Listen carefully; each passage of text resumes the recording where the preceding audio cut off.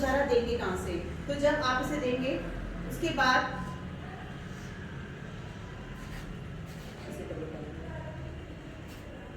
और कभी भी जब तक आपका एक सर्किट बनता है, ठीक है, एक परिपथ बनता है, जब तक परिपथ या सर्किट कंप्लीट नहीं होता तब तक कोई चीज नहीं जलेगी। ये बल्ब है, अगर हम इसका एक तार जोड़ दें तो ये बल्ब कभी नहीं जलेगा। जब हम इसका दोनों कनेक्शन करेंगे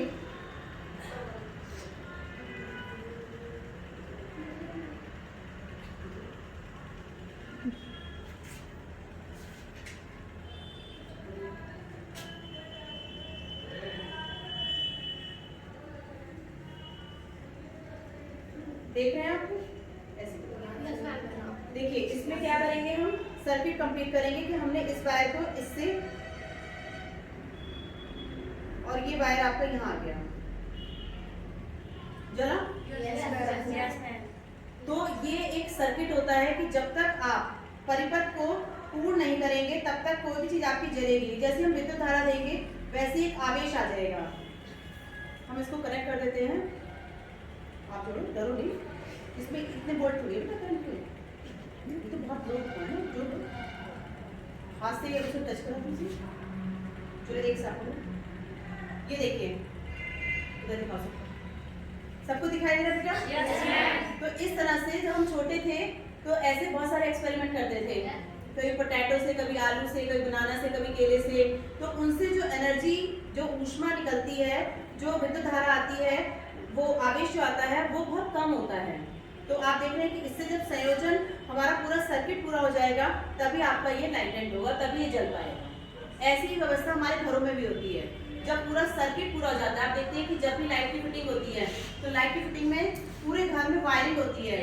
वायरिंग होने के बाद वो एक पर्टिकुलर मीटर से कनेक्ट होता है वायर, और फिर उसके बाद वो स्विच बोर्ड से कनेक्ट होता है। तो वो एक पूरा क्या हो जाता है, एक परिपथ तैयार हो जाता है, एक सर्किट पूरा हो जाता है। उसके बाद ही घर में लाइट आती है। बल्ब भी देख लेते हैं, बल्ब भी जल जाएगा।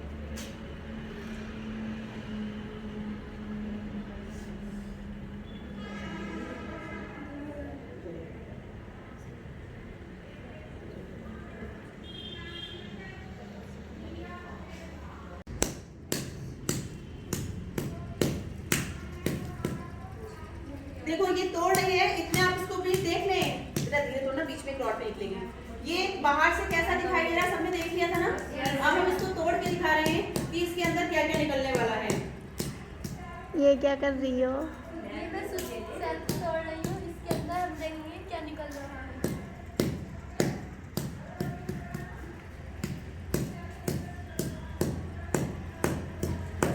अगर आप अपने घर पर एक शुष्क सेल ले लें, जो आपकी टॉर्च में पड़ता है, मोटा वाला सेल, उसको आप जब खराब हो जाता है तो आपने देखा है कि बाहर से वो एक बेलनाकार आकृति का होता है, बेलन की तरह गोल होता है, और ऊपर की तरफ एक आपकी कैप लगी होती है।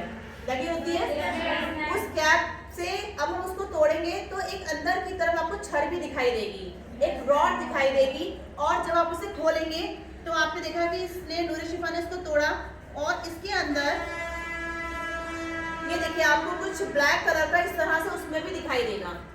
दिखाई दे रहा है सबको? yes, तो यहाँ पर ये एक ब्लैक कलर का पाउडर निकला है,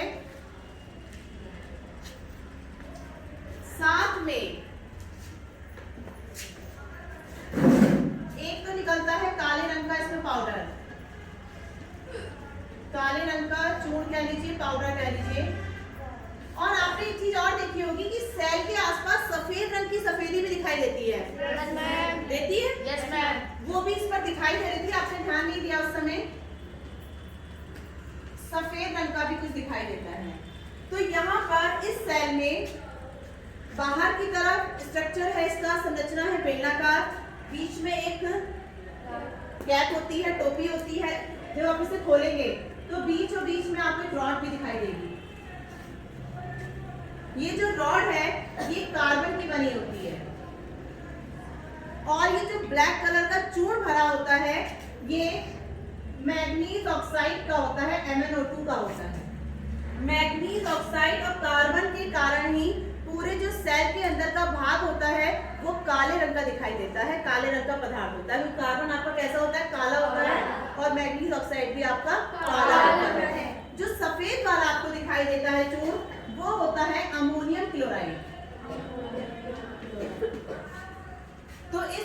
से किसी भी शुष्क सेल को बनाने के लिए आप जो स्ट्रक्चर देखेंगे उसका संरचना, उसमें मेन होता है कार्बन की रॉड होती है, कार्बन की छड़ होती है और उसके चारों तरफ काले रंग का मैंगनीज ऑक्साइड का चूर्ण भरा होता है और जो सफेद रंग का पाउडर आपको दिखाई दे रहा है वो अमोनियम क्लोराइड का होता है।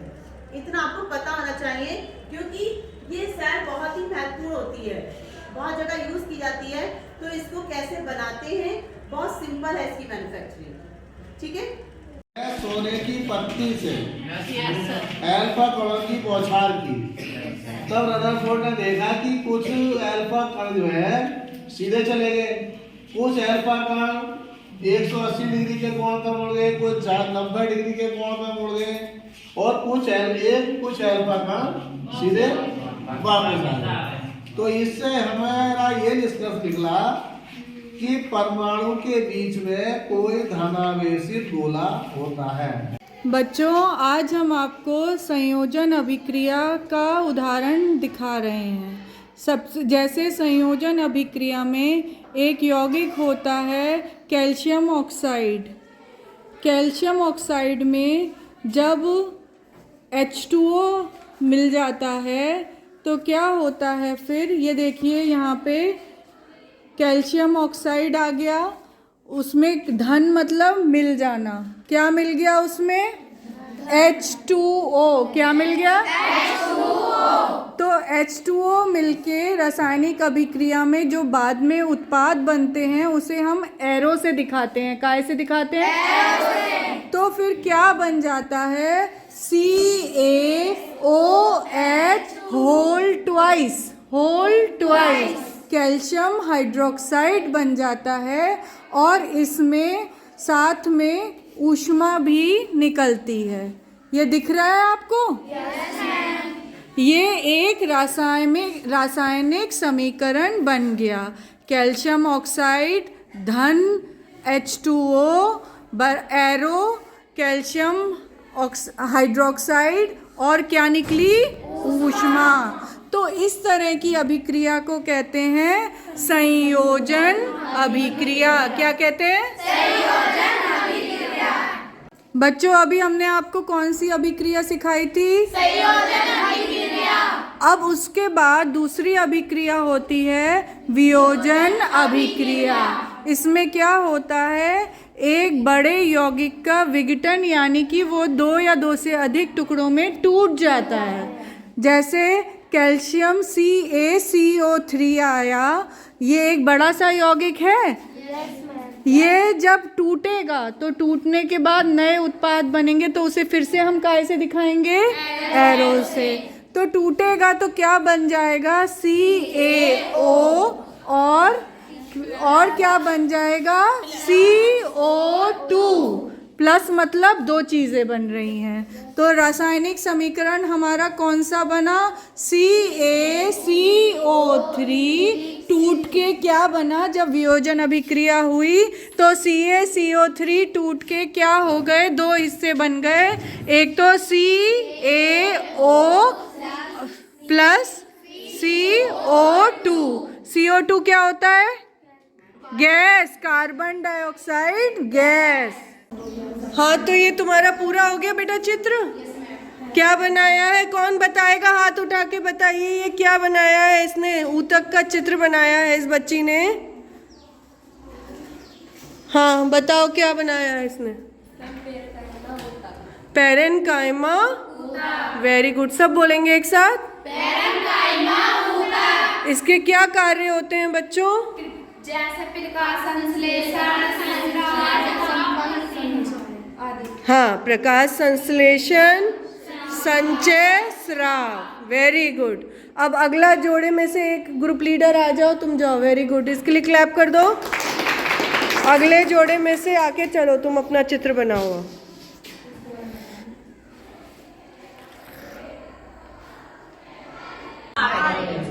यहाँ पर मैंने आपको सर्किट दिखाया गया है, आपको दिख रहा होगा। यहाँ पर बैटरी लगेगी, यहाँ एक छोटा सा बल्ब लगेगा, ये है कुंजी। इसके जब भी आप कुंजी को प्रेस करेंगे, बैटरी लगाएंगे और कुंजी को दबाएंगे तो ये बल्ब जल जाएगा। इसका अर्थ है जब बल्ब जला तो क्या हुआ? सर्किट कौन सा हुआ? बंद परिपथ होगा और तभी करंट बनेगा।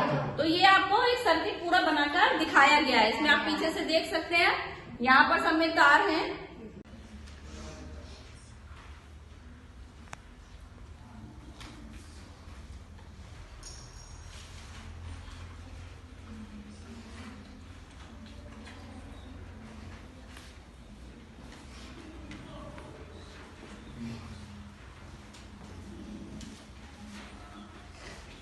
Good morning everyone. My name is Sanjana and she is Reenu. We are reading class 9. Today I will tell you a story thirsty crow. Once upon a time there was a crow. He was very thirsty but there was no water all around. At last he saw a pitcher with a little water. He got an idea. He put some pebbles in the pitcher. Water came up. He drank the water and flew away happily. The moral of the story is every problem has a solution. Thank you and have a nice day. ये गणित का TLM है जिसके द्वारा हम संख्याओं के वर्ग तथा घन रुचिपूर्ण तरीके से याद कर सकते हैं। ठीक है, जैसे इसमें हमें 3 बॉक्स दिखाई दे रहे हैं। ठीक है, पहले बॉक्स में क्या है? संख्या है, और दूसरे में उस संख्या का वर्ग है, और तीसरे में उस संख्या का घन है। ठीक है, तो हमें जो संख्या है जैसे 1 का वर्ग क्या होगा? घन क्या होगा? 1। ठीक है, इसी प्रकार हम अन्य संख्याएं जैसे इसको घुमाकर संख्या हमारी क्या दिखाई दी? 2। तो 2 का वर्ग क्या होगा? 4। और घन क्या होगा? 8। ठीक है, नेक्स्ट संख्या क्या है? 3 का वर्ग क्या होगा? 9। और घन क्या होगा? 27। ठीक है, इस प्रकार हम इसको घुमाते घुमाते 4, 5, 6, 7, 8, 9, 10, 11, 12, 13, 14, 15, 16 तक की संख्या हमने सेट कर रखी है। ठीक है, जैसे हमें संख्या 16 है, 16 का वर्ग हमें ज्ञात करना है, तो 16 का वर्ग कितना होगा? 256। ठीक है, और इसका घन क्या होगा? 4094। ठीक है, इस प्रकार हम सभी संख्याओं के वर्ग तथा घन रुचिपूर्ण तरीके से याद रख सकते हैं। ठीक है,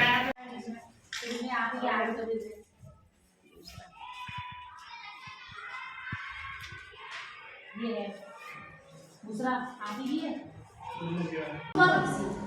mark, fold, kick, jungle, lock, drive, look, drink, go, mix, float, hope, lift, eat, jump, crawl, squad, tiptop, kick, kneel, march, Skype, hope, stretch, crash, jump, lean, walk, scorch, sprung, pull, band, lift, dig, punch, run, lean, throw, hold, hit, sit. नमस्कार, आज उपचारात्मक शिक्षण के अंतर्गत Hindi TLM के बारे में आप सभी लोगों को जानकारी दे रहे हैं। सबसे पहले ये है विराम चिन्ह, जो 8 तरह के होते हैं। अल्प विराम, योजक चिन्ह, निर्देशक चिन्ह, अर्धविराम, प्रश्नवाचक चिन्ह, ये है हमारे विराम चिन्ह। उसके बाद ये है राष्ट्रीय प्रतीक। हमारे देश का राष्ट्रीय पशु, राष्ट्रीय फल, राष्ट्रीय नदी, खेल, राष्ट्रीय चिन्ह, इन सब को हमने एक फूल के माध्यम से बताने की कोशिश की है। इसके बाद आ जाता है हमारा हिंदी व्याकरण के अंतर्गत सर्वनाम। सबसे पहले हम बताते हैं हिंदी व्याकरण। हिंदी व्याकरण में कौन कौन से अंग होते हैं? सर्वनाम, संज्ञा, कारक, लिंग, वचन, मुहावरे, छंद, विशेषण, अलंकार इत्यादि। अब इनके बारे में एक एक करके चर्चा करते हैं। ये है सर्वनाम का TLM, जिसमें कि पहले बताया गया है सर्वनाम 6 प्रकार के होते हैं, मुख्य मुख्य सर्वनाम, और उसके अंतर्गत क्या क्या चीज़ें आती हैं। फिर है ये विलोम शब्द, विलोम शब्दों का लड्डू। हर लड्डू को खोलने पर एक विलोम मिलता है। फिर आ जाता है एक वचन, बहुवचन। कुछ एक वचन के शब्द लिखे हैं और उसके अंदर उनके बहुवचन के रूप लिखे हुए हैं। ये मोर के माध्यम से दिखाया गया है। फिर आ जाता है तत्सम तद्भव शब्द, जो एक तितली है तद्भव तत्सम की, और तितली के पंखों को जब हम खोलेंगे तो हमको 4 शब्द तद्भव तत्सम के मिलेंगे। एक तरफ तत्सम शब्द लिखे हुए हैं और उसका फिर तद्भव रूप। फिर है ये पर्यायवाची की किताब, इसे खोल के दिखा बेटा। पर्यायवाची की किताब, जैसे ये बादल है, बादल की पर्यायवाची है। ये कमल, पृथ्वी, पहाड़, कपड़ा, सबके 3 पर्यायवाची यहाँ पर लिखे गए हैं। सूर्य, पुत्र, लड़का, गहना, आभूषण। Very good. फिर एक ये TLM है पौधों की उपयोगिता, जिसमें हर पत्ती में माध्यम से बताया गया किस पौधे से हमें किस चीज़ का लाभ मिलता है। जैसे तुलसी का पौधा है तो तुलसी से क्या है, तुलसी दवा बनाने, हाँ दवा बनाने के काम आता है। और कपास कपड़ा, हाँ कपड़ा बनाने का ये है कपड़ा बनाने कपास वस्त्र बनाने में। ये है हिंदी के professional, private, public, insult, compliment, protect, attack, export, import, black, white, under, between, behind, on, at work, near, in front of, at home, at the same, the at zone, at soon, at the near, in, around, go, drinking, shopping, home, go on, कर दी, हो गई। Proton कितने हैं? 4। दो देखो, ये नीचे क्या लिखा होता है? नीचे है परमाणु क्रमांक। जितने इलेक्ट्रॉन होते हैं उतने ही प्रोटॉन।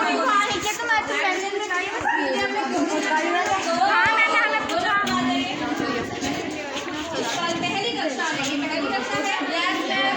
और कितने प्रोटॉन हैं? 2।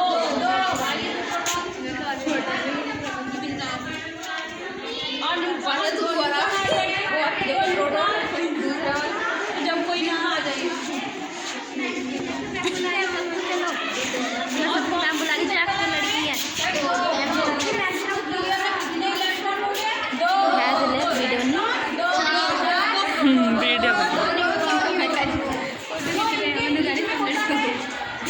परमाणु क्रमांक, इसका परमाणु कितना हो गया?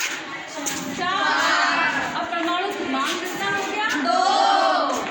सही में आ गया? Yes ma'am. चलो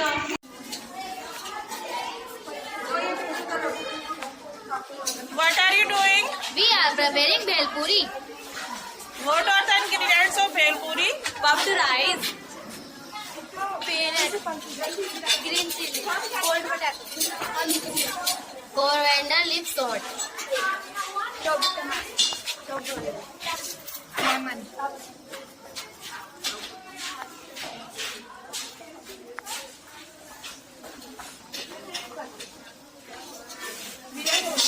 How will you prepare bhel puri?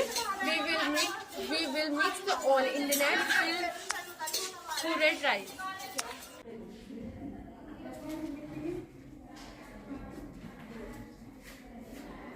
Overlook Shiara has come.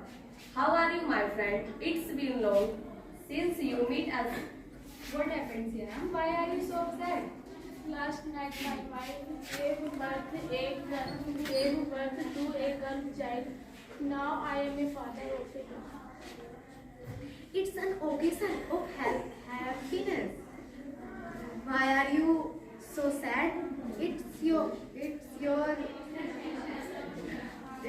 daughter healthy. How is your wife? Yeah, both of them. What is the reason of your grief? I am worried because I am a poor farmer. How will I eat? How will I get married? How will I collect a y direction और z direction में vector का जो एकांक सदिश vector है वो पढ़ा है। जैसे आपका x डायरेक्शन है, ये आपका y डायरेक्शन है और ये आपका z डायरेक्शन।